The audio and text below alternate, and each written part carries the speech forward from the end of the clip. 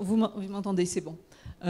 Merci. Donc, je vais vous présenter des travaux qu'on a faits sur le cours de la Seine. Alors, pourquoi s'intéresser à la plaine alluviale de la Bassée, donc qui est à peu près 40 km à l'amont de Paris?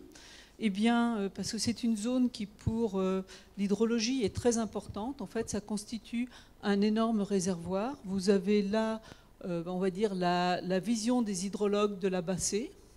Donc, très beau réservoir vers lequel toutes les nappes de la Craie confluent et qui va servir pour l'alimentation de la ville de Paris. Et puis, en dessous, on a la vision stratigraphique. En fait, cette plaine alluviale représentée ici en gris est constituée de plusieurs nappes alluviales qui sont étagées pour les rouges et oranges et emboîtées pour les dernières. Alors, ce travail, on s'est... attendez. Voilà. Donc, la dimension de la Bassée, c'est une zone très intéressante parce qu'elle fait à peu près 60 km de long. La plaine alluviale est assez large, hein, entre 3 et 5 km. Et puis, elle est bordée des plateaux. Au sud, les plateaux de la Craie. Et puis, au nord, un petit peu de craie qui affleure et les plateaux du calcaire du tertiaire. Sur le plan stratigraphique, en fait, on s'est appuyé sur les corrélations qui étaient proposées dans les travaux par Pierre-Antoine et puis les dernières datations ESR, travaux sur Lyon, l'Aube et puis un peu sur la vallée de la Seine dans l'interfluve. Donc ça nous donne pour la terrasse T1 un complexe de la fin du Saalien et puis pour la terrasse T2 en orange le Vexélien, et les datations récentes sur les sites archéologiques et autres montrent pour les nappes emboîtées, donc Late Glacial et Holocène. Donc les objectifs dans le cadre de cette étude hydrologique, eh bien, c'était de définir la géométrie de la vallée incisée, ce qui a des influences sur les échanges nappes-rivières. D'autre part, de comprendre l'architecture alluviale. Et puis, on a aussi, nous, regardé les flux sédimentaires, c'est-à-dire finalement, entre ces deux séquences de la fin du Saalien et du Vexélien, quels étaient les flux sédimentaires associés.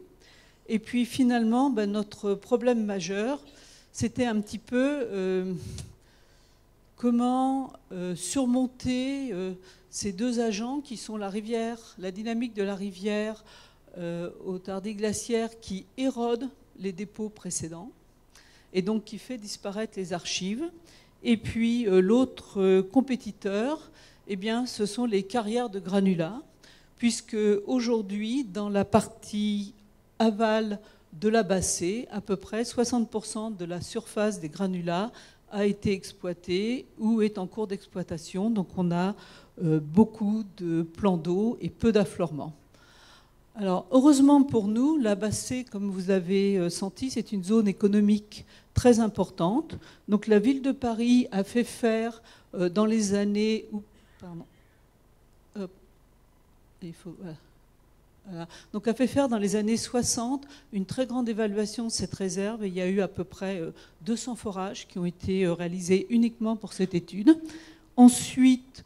EDF avec la centrale de Nogent-sur-Seine, pareil, un certain nombre d'études. Les granulats pour l'exploitation des forages. Et on a fouillé dans cet ensemble de données, donc à la fois des rapports et puis sur le site Infoterre-BRGM, pour constituer une base de données cohérente. Donc dans cette base de données, on a pu entrer 522 puits qui recoupent le substrat et pour lesquels on a une description géologique. Mais par contre, nous n'avions pas les attributions stratigraphiques. Donc là, on s'est appuyé sur les deux cartes géomorphologiques qui ont été produites en 65 pour la ville de Paris et en 77 pour l'installation de la centrale nucléaire, où là, on a fait un travail d'homogénéisation. Mais bon, sur les 10 minutes qu'on a, je vais passer. Donc ce qui fait que On a sur les 522 sondages 100 qui sont hors de la vallée, une cinquantaine qui sont implantés dans la terrasse T1, donc finie sahélienne, et une centaine sur la terrasse T2 du vexélien. Alors, pour différencier T1 de T2... Alors, attendez. Voilà. Par contre, quand on a les sédiments T3A, eh bien, on ne sait jamais ce qu'il y a en dessous, puisque c'est une nappe emboîtée. Et en fait, la description des carottes montre que les pourcentages de faciès entre T1 et T2 sont très similaires. Donc, on ne pouvait pas, à partir des données de carottes, retracer l'origine. Donc, ce qu'on a fait, c'est que, donc, à partir de toutes les données, on a créé donc cette base de données où on a couplé les sondages, les cartes géomorphologiques, un certain nombre d'attributs. Et aujourd'hui, ce que je vais vous présenter, c'est les méthodes d'interpolation pour restituer les volumes et les géométries. Alors, les méthodes d'interpolation reposent toutes sur la même équation. On a des données auxquelles on affecte un poids, on calcule une moyenne, et c'est la valeur estimée au point recherché. Seulement, il existe beaucoup de méthodes. Donc ici, le même jeu de données. Donc vous voyez les images, il y a quand même une cohérence. On retrouve toujours les zones foncées au même point. Mais par contre, le respect des données est plus ou moins fort. Donc nous, on travaille avec le crigeage. Le crigeage a deux avantages. C'est qu'il permet que la moyenne des valeurs estimées est égale à la moyenne des données. Et d'autre part, il minimise l'erreur au point de données entre la valeur estimée et la valeur de la donnée.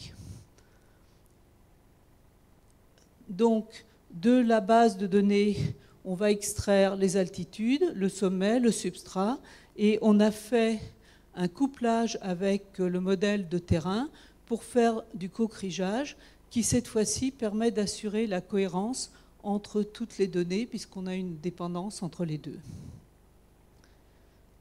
Donc voilà les résultats. Donc on a une maille de 250 mètres par 250 mètres.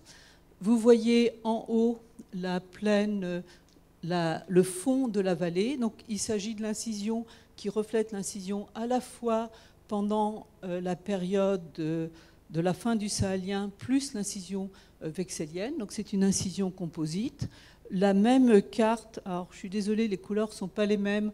On l'a posée en vue de dessus et on a été capable de tracer un talweg. Par contre, ce qui ressort, c'est que dans la zone amont, on a plusieurs talwegs qui se dessinent, les zones en jaune. Ici, bon, la lumière n'est pas très belle, mais on en retrouve aussi plusieurs, alors qu'à l'aval, on a un grand talweg assez large. L'épaisseur des alluvions, c'est en moyenne autour de 6 mètres, avec des zones plus épaisses, très allongées, qui correspondent en fait à ces petits paléotalwegs que l'on avait identifiés dans la zone amont. Alors la question maintenant, c'est comment remonter au flux sédimentaire et pouvoir différencier les dépôts qui appartiennent à T1 de ceux qui appartiennent à T2. Alors pour ça, on utilise un des index du crigeage qui est les cartes d'indicateurs. Et en mettant un seuil, on va pouvoir attribuer une donnée soit à T1, soit à T2. Alors je vais l'expliquer sur les images. Voilà, le seuil très élevé favorise T2. Donc en fait, on a très peu d'affleurement de T1. Et par contre, plus on abaisse le seuil, et plus on va favoriser la présence de T1 jusqu'à avoir ces grandes surfaces. C'est en gros la probabilité quand vous avez une valeur. Donc, vous voyez ici la vallée. Donc, en comparant avec la carte géomorphologique, c'est la valeur T2 qui est la meilleure. Les budgets d'érodés déposés sont à peu près 70% plus faibles pendant le vexélien que pendant le sahélien. On voit une grande variété au niveau de la vallée, non pas sur les épaisseurs, mais sur les volumes qui sont déblayés. Par contre, ce qu'on remarque, c'est que les taux d'incision sont très voisins quel que soit le cycle et quelle que soit la section, ce qui nous montre un profil en équilibre, à peu près 40 mètres par million d'années, des processus fluviatiles différents. Alors, cela, eh bien, en fait, on le relie à la présence d'un nick point le long du profil. Alors, comme il n'y a pas beaucoup de temps et que j'étais un peu bavarde, je vais aller très vite. Donc, ce nick point, il sépare deux zones. Une où on a une incision large avec un balayage, et à l'amont de l'incision de l'anabranche, mais pas de migration, alors qu'au saalien, la vallée est bien calibrée. Alors, l'origine du nick point, où il est stable, c'est local, où il est mobile. Stabilité au niveau flot, pas de différence. Au niveau du substrat, pas de contraste, on est même dans une zone assez molle. Au niveau tectonique, toutes les structures de déformation sont attribuées à des thermokarstes. Donc il nous reste un nick point mobile, et ça, on sait très bien le faire en expérience. C'est juste un problème d'équilibre entre les variations du niveau marin et les flux sédimentaires. Et là, on n'a pas d'éléments, nous, pour répondre, mais peut-être que la communauté en a, pour nous expliquer comment on pourrait avoir un comportement aussi contrasté entre ces deux périodes, avec ces équilibres, chute du niveau marin et flux sédimentaires. Voilà. Et la conclusion, donc c'est pour montrer que des méthodes mathématiques permettent d'évaluer des données même quand on en a perdu une partie, qu'au cours du saalien, on a déblayé plus de sédiments, et que le motif est contrôlé par un nick point dont l'origine est à rechercher dans des fluctuations hydrodynamiques. Je vous remercie.